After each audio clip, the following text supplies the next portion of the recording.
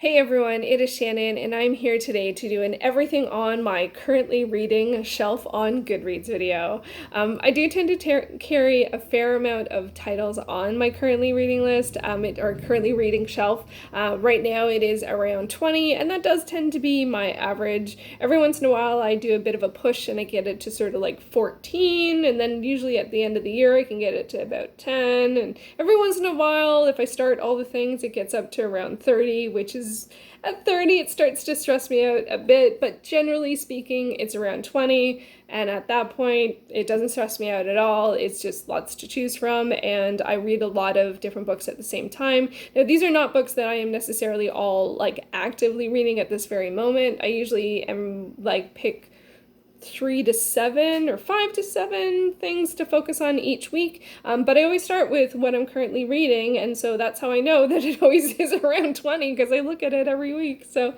what I'm going to do is I am going to start with my most recent start, and work my way backwards, share a little bit about the title, and also share my guesstimate of when I think I will finish it. The last time I did a video like this was 2 months ago in mid-April, so I will link that up above if you are curious. And yeah, at that point I was reading 19 works, and since then I have finished 12 of those works, so there will be 7 that have carried over from that video to this video, and I think I know the pivot point of which are the works that I haven't got to since then. But yeah, so let's get this party started. As I mentioned, there are 20, it's actually 19 plus 1, which I will explain when I get to that. So yeah, it's quite a few titles, so let's get this party started. Most recently, I started reading Vinland Saga Volume 1. This is by Makoto Yukimura. It is a Viking manga. I was very excited to see that this was available on Overdrive. I think previously it was only available at the physical library, but now it's on Overdrive, which is great. Not only great because it makes it more available for me, and like COVID, although Toronto Public Library did start doing curbside pickup, but apparently within just a few hours they had thousands of requests. It's a very, very busy library. I'll leave information to the curbside pickup down below if you're curious. I'm gonna wait maybe till the end of the summer, or maybe take the summer off of librarying, because it's just there's a lot going on. So anyway, but one of the great things about this being available digitally is they are quite large volumes. This first one's 472 pages and hardcover, from remembering the volumes at the library, so I'm thrilled to read it digitally. I am familiar with some of the story. I have read the Vinland Sagas, but the narrative of like the main character, I think, is just creating a story, but there is definitely places and situations that seem familiar. So anyway, it's a bit weird to read a Viking manga, so that's a bit weird, but I am enjoying it. It's a very fast read. There's lots of action. I only have about 100 pages left, so I anticipate finishing this one today. So that is the guesstimation, prediction, the prediction. Okay, next up we have, wrong button. Next up we have Breaking Dawn by Stephenie Meyer, the 4th book in the Twilight Saga. I actually have this in physical edition, and my goodness gracious, I forgot just how large this is. It is 750-ish pages, and yeah, and it's going to take me longer than I anticipated, but I'm still working my way through it. I was going to read Twilight this month for the rereadathon, but then I noticed that Olivia from Olivia's Catastrophe is doing a Read It Backwards project where she is reading series in reverse order, and she's starting with Twilight. And after talking to her on Twitter a little bit, I asked if I could join in, and she said that people could join in, so there's a whole schedule. So if you're interested in reading along, I will leave a link to the schedule as well as her announcement video down below for you to check out. So starting with Breaking Dawn. Yeah, and I'm actually, for this particular season, series, I am very excited because Breaking Dawn is my least favorite of the works. So as we go backwards, we will get to my most favorite, which is, well, I haven't read them for a while, but New Moon is my favorite of the books. But I haven't read the books or watched the movies in quite some time. I can't actually, when I did the math, I was like, wow, it's been how long? Wow, time flies. So yeah, so I don't think I need to explain what Breaking Dawn is about. It's the fourth book in the Twilight Saga, and I am enjoying it. I am enjoying it. There's things that bug me, but they're the same things that bugged me the first time reading it. But the first time reading it, and I actually don't even know if I've read it twice. My spreadsheet says it was a reread in 2010 or 11. But my spreadsheet only goes to 2010. I don't have data from before that. So I don't know. So I don't know if this is my second or third read. I'm not sure. But my prediction is that I will finish it by the end of June, although I was really hoping for the end of the week. At this pace, my reading pace is going to take me longer. So there we go. Next up, what do we got? Okay, so this is the +1. I'm actually doing a secret read. I have a secret project going on, and so this is my secret read number 2. And there's going to be 4. There's going to be 4. I do actually have the book here, so I'll just show it just like a little bit. Okay, and then so I have 4 books that I'm doing secret reads for a secret project, and I hope to do videos for them and then release them after I've watched them all, after I have read them all. And so hopefully it'll work out. I don't know, it's a bit of it's something I'm doing that I haven't done before, so I don't know if it's going to work out. If it ends up tanking, I will end up sharing my thoughts on the different books, but for now, secret project, secret read number 2, and for a little context for later, this is a classic science fiction book. It's not the project itself, but this particular title is classic science fiction. So that is something I'm reading. Next up, Clap When You Land by Elizabeth Acevedo.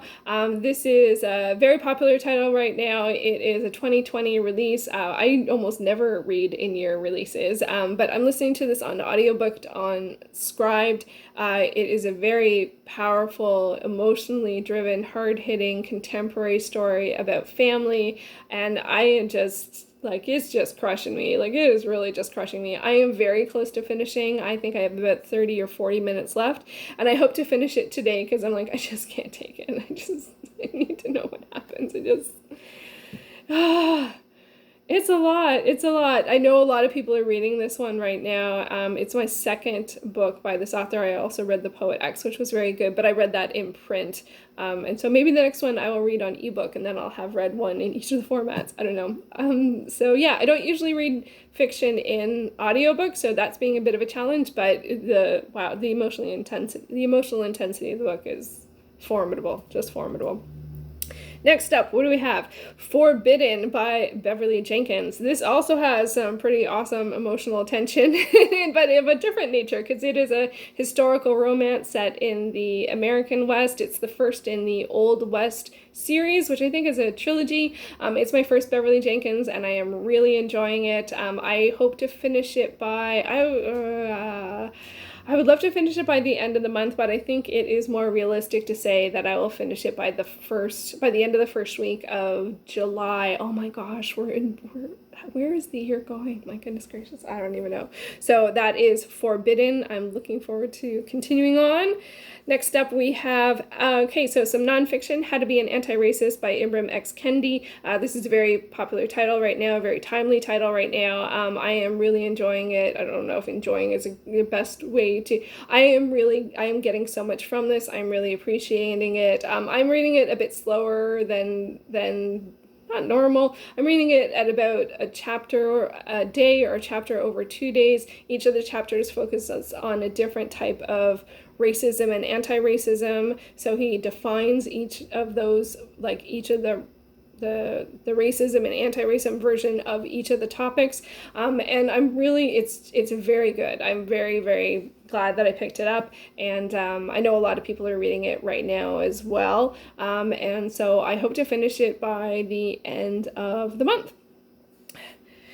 Next up, more nonfiction, Men We Reaped, which is a memoir by Jesmyn Ward, and this is following the story of, not the story, it's a memoir, so it is talking about, I think it's 5 men in her life that had violent deaths. And this one, it's challenging. It is, like, of course that's challenging. But I have put this one aside right just now because it is also nonfiction about race. So I switched gears to read How to Be an Anti-Racist. So when I finish that, I will come back to continue Men We Reaped. It's good.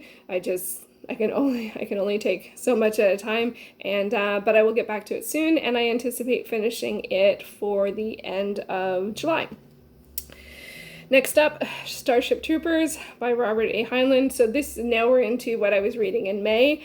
So this one is on my sci-fi, fantasy, and weird list. It's on my oldest on my GoodReads TBR list. It is classic science fiction. I've read one other work by Heinlein, which was The Moon is a Harsh Mistress, which I did not like. There were some elements of it that were interesting, but generally speaking, I didn't enjoy it, mostly from a gender perspective and the socio-political, it's socio-political commentary, really. And I don't know whether this one is socio-political commentary as well, because I came to it from, I started because I used a random number generator to pick my next sci-fi, fantasy, and weird title, and then I just started reading it. I started the first chapter, I read it, and I haven't come back to it, because I started this at the end of May, and it just was horrible timing, because the first chapter, I'm going to talk about the content of the first chapter, so it's not super spoilery, but if you don't want to know what that is, just switch ahead to the next slide.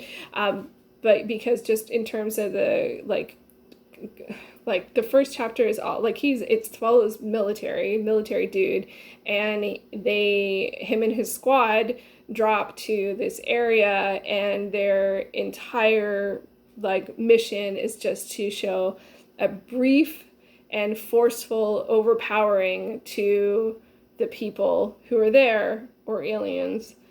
And that's their mission. They go down, they show them who's boss, and then they leave. And I'm just given the current climate, that I have no interest in reading about military or, any enforcement showing that kind of behavior. So I have not come back to it, and I don't know if I will. And I don't know whether it's worth reading from the perspective of understanding, critical analysis on why that is wrong, or what, or if it's just what. Also, because I know this from the context of the film, which is so over the top, and I can't imagine how you could, the film you can't really take seriously. It's just such a weird tone, and I don't know whether this is supposed to be making commentary. I don't think it's, the film is on the edge of comical. And, so, yeah. So I don't know if I'll come back to it. I don't know if this is one where I should research or ask some people I know that have read it, because I don't know if it's tonally, maybe it is being critical and it has commentary on it. But for me, since I've read something else by the author and I didn't particularly like that, maybe I should just give this one a miss, or maybe there's something there in terms of being able to critique and analyze something. I don't know. Just the timing is horrible. So I would imagine that if I'm lucky, I'll finish this by the end of the summer. It's more likely by the end of the fall, and it has a high chance that I might just DNF it. So, and I don't DNF very often. I think I've DNF'd one book this year. One book this year. So yeah, Starship Troopers. Bad timing. Okay, more books. Okay, The History of the World in Bite-Sized Chunks by Emma Marriott. This one I just picked up randomly off of Scribd because I just wanted to, have a bit more context in terms of history of the world. So I think I typed History of the World, and out of the ones available, I picked this one. I think I read it for 1 or 2 days and I haven't come back to it, but I think it is a good one in terms of the fact that it's sort of 200 pages or less. I think it's 200 pages, so for broad strokes of things, but I don't know. I haven't come back to it, so I don't know. I would say guesstimate in terms of finishing it is by the end of August, because I'm not really in any rush. So we'll say that. What's next? Okay, Odd Thomas. Okay, so now back to some books I'm enjoying. So this is Odd Thomas by Dean Koontz. This is the first book in a series. It is a sort of urban fantasy, horror, paranormal, supernatural story that follows Odd, who is someone who can see ghosts, and I'm actually quite enjoying it. Tonally speaking, it is very different than I expected. I think it's from the perspective of, is it first person? Those are all in quotes. I had been relieved. Okay, so it's first person, and it kind of is like he's directly telling you the story. Like he's like it's not formatted like a memoir, but he's kind of like, I am relaying the tale of my life kind of thing, sort of. And I'm in like I appreciate the tone of this. It's a bit lighter and not funny per se, but it's just different than I expected, but then it is horror, so some of the stuff that happens is pretty horrible. So, I'm not a fan of. But I read a lot of paranormal, but usually paranormal romance. So this fits in a bit of a weird spot. I did start it for Alphabathon because the last round was for K, so that's why I started, and I read it during Alphabathon, and I haven't come back, but I really should because the chapters are really, really short, but it just has not made it back on the radar since the readathon, so which does tend to be a bit of a trend, and we might see more of that trend coming up. Yes, we will, with Into the Wild by Jon Krakauer. I also started this during Alphabathon, and this is quite a famous book. It's nonfiction. I don't think you can call it memoir because it's not from the perspective of the person it is following, and it's an oldest on my GoodReads TBR. I've actually seen the film, so I know the story. I feel very skeptical of nonfiction that is presented in this way, which is telling. I don't want it, like, is it really a spoiler to say what this is about? I think most people know what this is about, but like, I'm so skeptical. Like, every time I read something, I'm like, do you know that? Do you know that? And I felt the same way when I read, what is the, I can only remember the subtitle. Oh, and it was made into a movie. And it was the tale that inspired, or it was this history that inspired Moby Dick.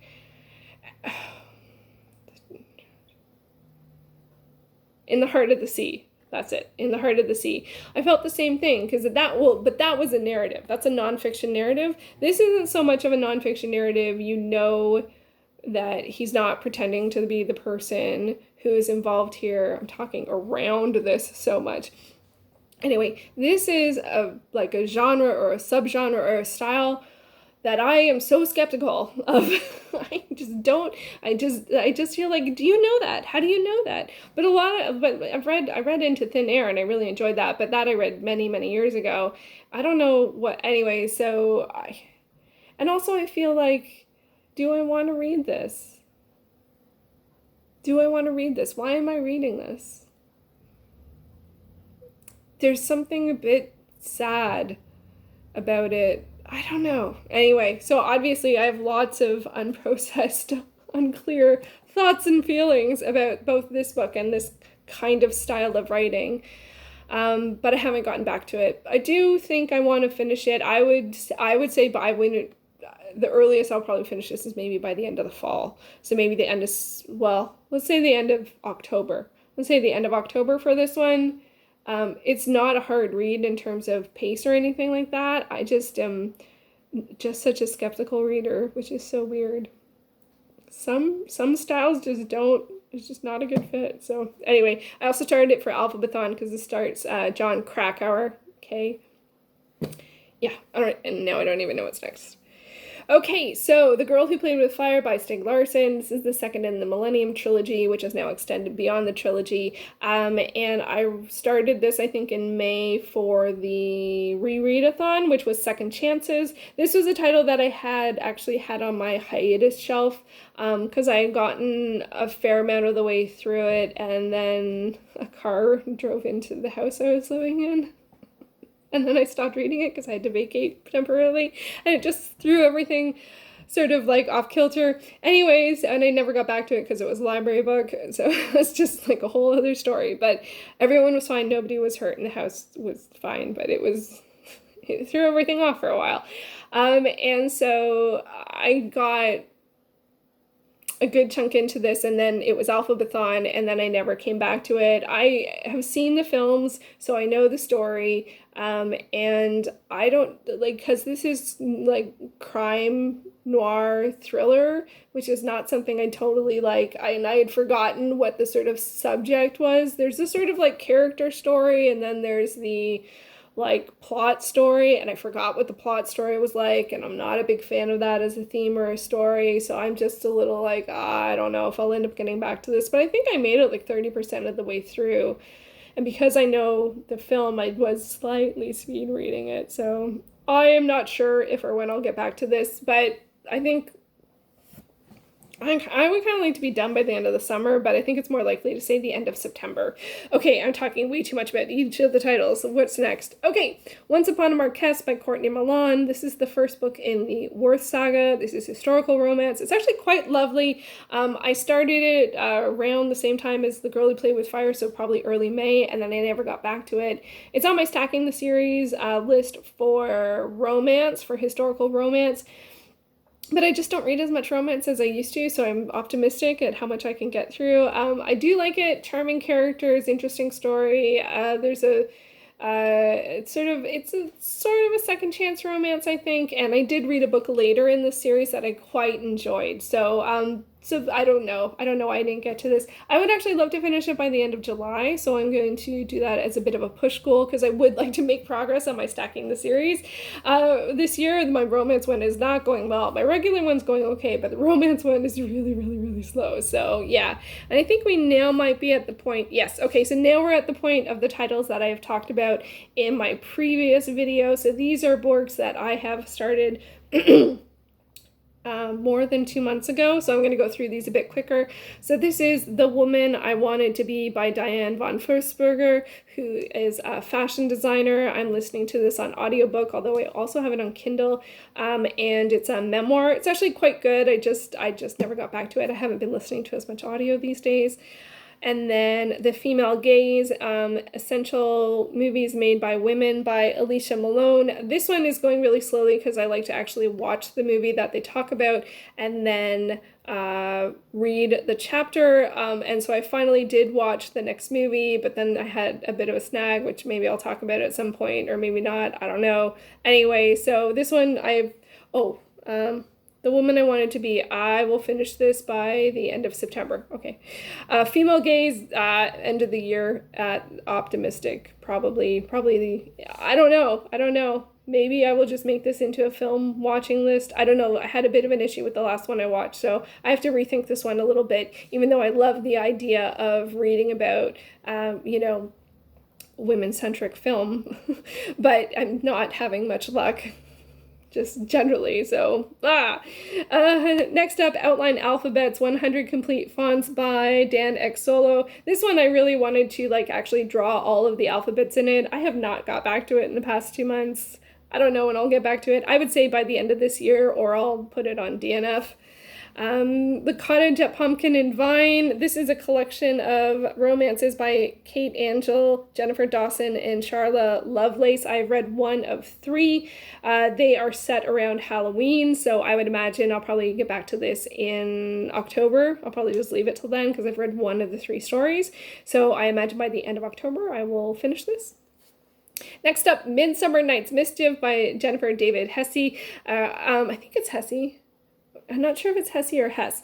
And this is one that I actually am currently reading. This is the first in the Wiccan Wheel mystery series, and it features a woman who's a Wiccan, and she's also a lawyer, and she's, it's kind of got a a bit of a cozy mystery feel, not quite cozy. Like it's a bit more racy than that because there's definitely some romancy things potential going on. And yeah, and I'm quite enjoying it. As it is going to be summer on Saturday, I am reading it now so that I can finish it for when summer begins. So yay, I am going to get an older title off the list, and I am well into it. I'm past the halfway point, so I think I will make my target. So yay, I started it like last fall or something.